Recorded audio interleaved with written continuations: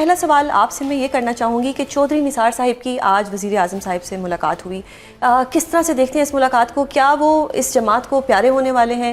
اور وہ آپ کی اور ان کی جماعت بھی پہلے ایک تھی، تو آپ نے ان سے ملاقات کیوں نہیں کی؟ نہیں، میری ان سے ملاقات نہیں ہوئی، لیکن فون پہ بات ہوتی رہی ہے۔ مجھے نہیں پتا ان کی کس کانٹیکس میں ملاقات ہوئی ہے پرائم منسٹر سے۔ پرائم منسٹر سے ملاقات کا کانٹیکس تو ہم سب کو پتہ ہوتا ہے کہ ہمارے جو پرائم منسٹر ہیں ماشاءاللہ وہ بہت عقل و صلاحیت رکھتے ہیں، وہ بلا وجہ کسی سے بھی نہیں ملتے، تو ملنے کی کوئی خاص وجہ ہی ہوگی۔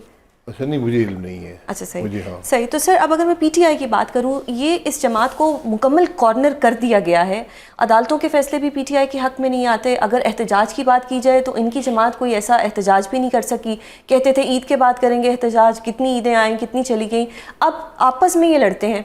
اس سارے دوران میں آپ ریزرو سیٹس کا فیصلہ آنا کس طرح سے دیکھتے ہیں؟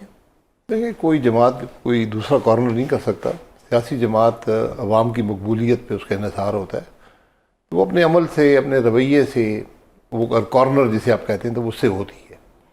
تو پی ٹی آئی کو اپنا عمل اور رویہ دونوں بدلنے کی ضرورت ہے۔ ان کے پاس اپوزیشن ہے قومی اسمبلی میں، سینٹ میں، وہاں پہ اپنا رول ادا کریں جو وہ نہیں کر رہے۔ ان کے پاس ایک حکومت ہے پاکستان کے ایک بڑے صوبے میں، اس حکومت کو اس طرح چلائیں کہ سر وہ حکومت بھی چاہ رہی ہے، جو ایک خبریں آ رہی ہیں ذرائع سے وہ یہی ہے کہ اگر یہ 35 آزاد اراکین اگر یہ حکومت کو جوائن کر لیتے ہیں تو پھر تو پی ٹی آئی کی حکومت کے پی کے سے چلی جائے گی، اور اگر جو 8 مئی کے کیسز ہیں، جو 9 مئی کے کیسز ہیں، جو ججز صاحبان نے کہا ہے کہ 8 اگست تک ان کو نمٹانا ہے، اس میں اگر گنڈا پور صاحب کو بھی کوئی سزا ہو جاتی ہے تو پھر تو کے پی کے کی گورنمنٹ چلی گئی۔ بہرحال جب تک ہے اس پہ کام تو کریں نا۔ کام نہ کرنا مجھے سمجھ نہیں آتا۔ ایک حکومت ہے جس کے پاس بڑی واضح اکثریت ہے، کوئی سیاسی مشکل نہیں ہے، تو وہ کیوں کام نہیں کرتی؟ یہ میری سمجھ میں نہیں آتا۔ تو یہ آپ کو عوام میں مقبولیت یقیناً پی ٹی آئی کی ہے، لیکن وہ دوسروں کی ناکامی کی وجہ سے ہے، ان کے اپنے کسی عمل کی وجہ سے نہیں ہے۔ تو ان کو اپنے معاملات کو درست کر کے سیاست کرنی چاہیے۔ ایک ملک کی ایک بڑی سیاسی جماعت ہے، وہ چیز نظر نہیں آ رہی۔ تو یہ جماعت اس طرح بچوں کی طرح جو لڑتی ہے، کیا انہیں کوئی سمجھانے والا نہیں؟ کیا ان کی لیڈر تک رسائی نہیں؟ اگر کہا جاتا ہے کہ جی لیڈر سے ملنے نہیں دیا جاتا، تو بیرسٹر صاحب کی ملاقات تو ہو جاتی ہے لیکن گنڈا پور صاحب کی ملاقات نہیں ہوتی۔ یہ کوئی ٹیکٹکس ہیں ان میں لڑائیاں ڈلوانے کے، یا کوئی خاص لوگ ہیں جو ملاقاتیں کرواتے ہیں؟ نہیں، وہ جو بھی حکومت وقت ہوتی ہے اس قسم کے معاملات استعمال کرتی ہے کہ بات نہ ہونے دیں، ملاقات نہ ہونے دیں، تاکہ عمران خان صاحب ایک پولیٹیکل لیڈر ہیں، ملک کے وزیر اعظم رہے ہیں، ایک جماعت کے سربراہ ہیں، تو میرا خیال ہے کہ اب وہ کنوکٹڈ وہ انڈر ٹرائل نہیں ہے، تو ان کی کم از کم ملاقات ہونے دینی چاہیے تاکہ وہ اپنی پارٹی کو ڈائریکشن دے سکیں، ملک کی سیاست کے لیے کوئی رول ادا کر سکیں۔ وہ بات نہیں ہو رہی۔ حکومتیں اصل سمجھتی ہیں کہ شاید اس سے ہمیں کوئی سیاسی فائدہ ہو جائے گا، اس کا نتیجہ یہ ہے کہ انتشار ہے، جو بھی وہاں سے مل کے آتا ہے وہ نئی بات بتاتا ہے، وہاں آپس میں دوسرے کو مانتے نہیں ہیں بدقسمتی سے یا جیسے بھی ہے۔ پی ٹی آئی وہ جماعت ہے جس میں ایک پولیٹیکل لیڈر ہے اور نیچے ورکر ہے، ووٹر ہے اور عوام ہے۔ بیچ میں جو پارٹی لیڈرشپ ہے، مجھے ورکر کا، عوام کا اعتماد ان پہ نظر نہیں آتا۔ مختلف حوالے سے ان کے تو مختلف بیانات آتے رہتے ہیں، لیکن اس سے کچھ مسائل حل نہیں ہوتے، بلکہ مزید پیچیدہ ہی ہوتے ہیں کہ کیا سوچ ہے جماعت کی، آپس میں بیانات میں تضادات ہیں۔ تو یہ ایک جماعت کے لیے، ملک کی سیاست کے لیے اچھی بات۔ جی، کرٹیسزم بھی بہت ہے۔ سر اب جو ریزرو سیٹس کا فیصلہ تھا جو کہ 12 جولائی کو آیا، وہ ایک بڑا واضح فیصلہ تھا، 13 رکنی بینچ نے وہ فیصلہ دیا۔ اس کے بعد 2 وضاحتیں بھی آئیں جو کہ الیکشن کمیشن آف پاکستان نے نہیں مانی۔ 27 جون کو ایک فیصلہ آئے گا جو اب آ چکا ہے، جو الیکشن کمیشن آف پاکستان وہ مانے گا۔ اس سارے سینیریو میں آپ عدلیہ کا کردار کس طرح سے دیکھتے ہیں، اور کیا ان ججمنٹس کا آتھر کوئی اور ہے؟ دیکھیں، آتھر تو مجھے امید ہے کہ اگر جج لکھ رہے ہیں، اس پہ سائن کر رہے ہیں، تو آتھر وہی ہوں گے۔ اگر ہمارے ججز کا یہی حال ہو گیا ہے، سپریم کورٹ کے جج کا، کہ اس کو ڈیسیجنز کہیں اور سے مل رہے ہیں، تو پھر تو ملک کا نظام ختم ہو گیا نا۔ پھر تو نظام نہ رہا، پھر تو نہ آئین کی بات رہی، نہ ملک میں قانون کی بات رہی۔ یہ فیصلہ بھی جو ہے اس کی ڈیٹیل جب آئیں گی تو پڑھیں گے تو پتہ چلے گا کیا ڈیٹیلز ہیں، لیکن اس کو بھی تاریخ قبول نہیں کرے گی۔ یہ ایک بہت متنازع فیصلہ ہوگا اور اس کے ملک کی سیاست پر بڑے گہرے اثرات ہوں گے۔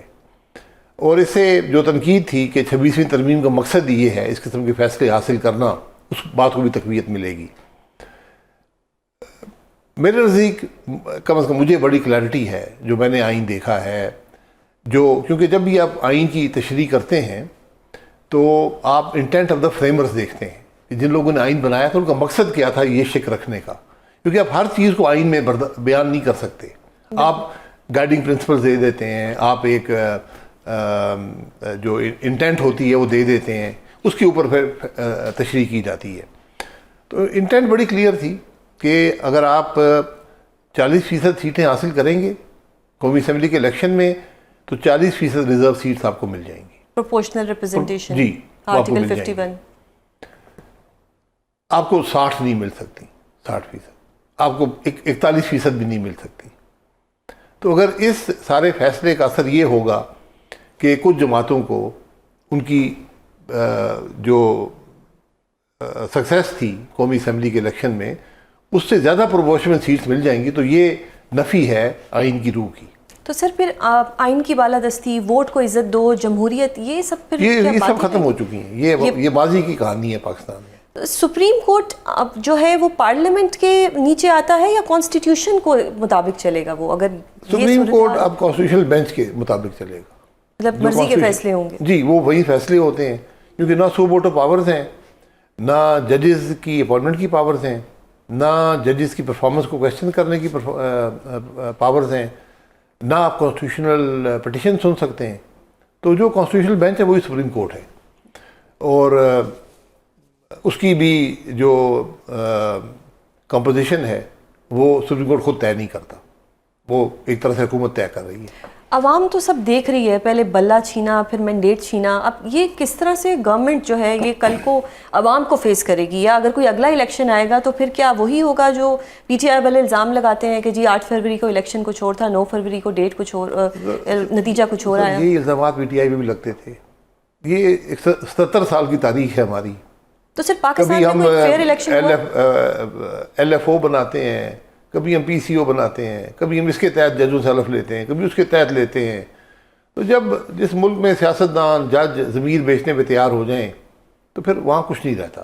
یہ کیفیت ہماری بھی ہو بہت بڑا سوال آ گیا عدلیہ کے اوپر، کیا ابھی سے ججز نہیں کا آیا بہت عرصے سے، لیکن کبھی کوئی تاریخ میں ایسا جج رہا ہو جس کا ضمیر جاگا اور اس نے کہا ہو کہ میں ریزائن کرتا ہوں؟ ہیں، لوگ ہیں، آپ اگر تاریخ کو دیکھیں لوگ ہیں، میں نام بھول گیا ہوں لیکن بہت سے لوگ ہیں جنہوں نے، اس میں بھی کوشچن ہے کہ بہت سے لوگ تھے جنہوں نے پی سی او کے تحت حلف نہیں لیا، جو ججز تھے وہ نہیں لیا تھا۔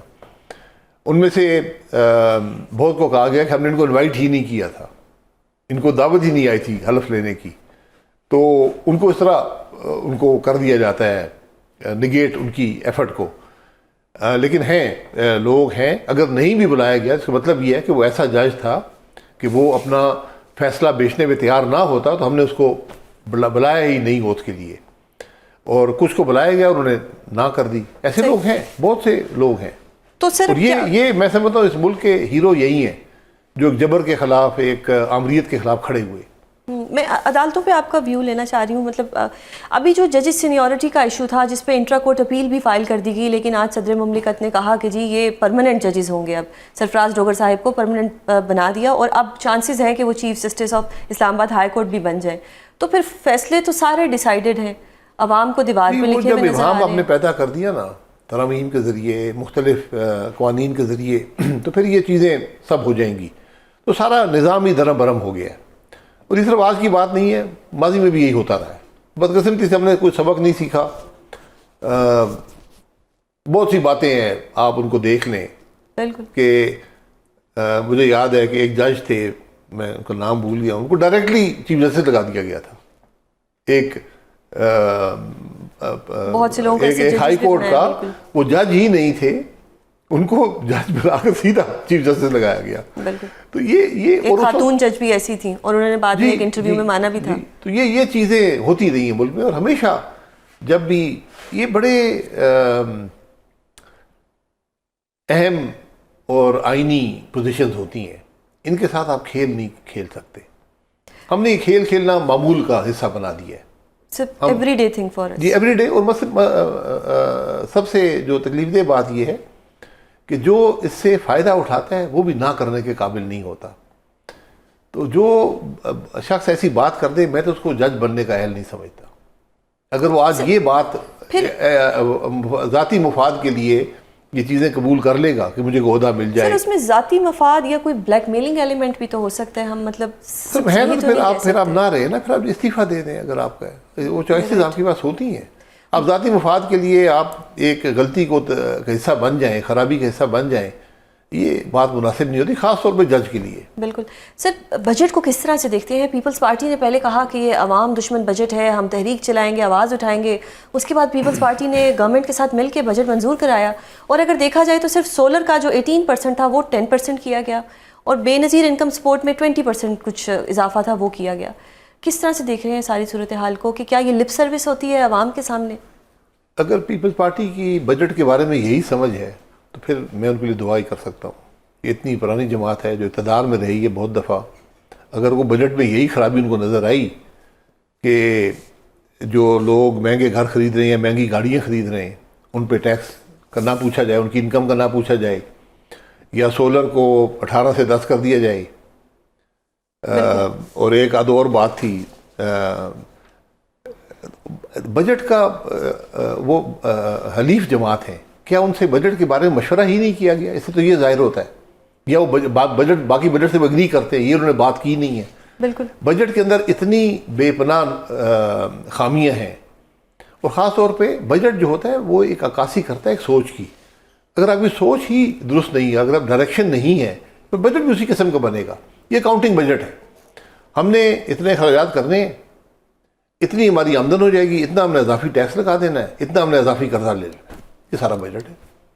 سر بجٹ میں جب بات کرتے ہیں تو کہتے ہیں ہم نے دفاع کا بجٹ بڑھایا, چلیں بہت اچھی بات ہے, ہم بڑے خوش ہوتے ہیں اس سے. کام سارے ہماری افواج پاکستان کرتی ہے. آج بھی ان کے اوپر حملہ ہوا, سیکیورٹی فورسز کے اہلکاروں کے اوپر, 13 لوگ شہید ہو گئے. اینڈ پہ سارا فائدہ یہ لے جاتے ہیں, کانسٹیٹیوشنل امینڈمنٹ یہ کرا لیتے ہیں اپنے کیسز ختم کرانے کے لیے, پھر خواجہ صاحب ہائیبرڈ نظام کی تعریف بھی کر دیتے ہیں. کس طرح سے اس ساری صورتحال کو دیکھ رہے ہیں کہ پھر عوام کا ووٹ کہاں گیا؟ عوام نے جو ایک ووٹ دیا تھا یا جو ہمیں قانون کی بالادستی چاہیے تھی وہ کہاں گئی؟ دیکھیں, ہمیں آئین کے تحت نظام کو چلنا چاہیے. فوج کی ذمہ داری ہوتی ہے سرحدوں کو دفاع کرنا, ملک کی سیکیورٹی کو رکھنا, اور وہ بالکل کر جو حکومت ہے اس کا کام ہے کہ وسائل مہیا کرے. یہ سب چیزیں ہماری ذمہ داریاں ہیں, یہ کسی بھی احسان ہمارا نہیں ہوتا. یہ ہمیں ذمہ داری اس ملک نے دی ہے, ہم نے خود ذمہ داری قبول کی ہے. اب ہم نے اس کو آگے لے کر جانا ہے. جب تک اگر ملک کمزور ہوگا, اور ہماری آج کیفیت ہے کہ ہم کمزور ہیں, ہم معاشی طور پہ بے پناہ کمزوری ہیں ہماری, اگر ہم کو درست نہیں کر رہے تو ہم اپنی ذمہ داری پوری نہیں کر رہے. اس بات کا ہمیں احساس شاید نہیں ہے. ہم سمجھتے ہیں کہ اگر ہم ایسے قوانین بنا رہے ہیں, ایسی آئینی ترامیم کر رہے ہیں, ہم نظام کی اتنی نفی کر رہے ہیں, آئین کو توڑ رہے ہیں, یہ سب چیزیں ملک کے لیے بہت نقصان دہ ہوتی ہیں, اور ہم نے اس کی بہت بھاری قیمت ادا کی ہے. لیکن شاید ہم نے کچھ سبق حاصل نہیں. ایک گرینڈ اپوزیشن الائنس بننا تھا جس سے عوام کی بڑی امیدیں تھیں کہ شاید کچھ بہتری ہو جائے گی, وہ بھی نہیں بنا.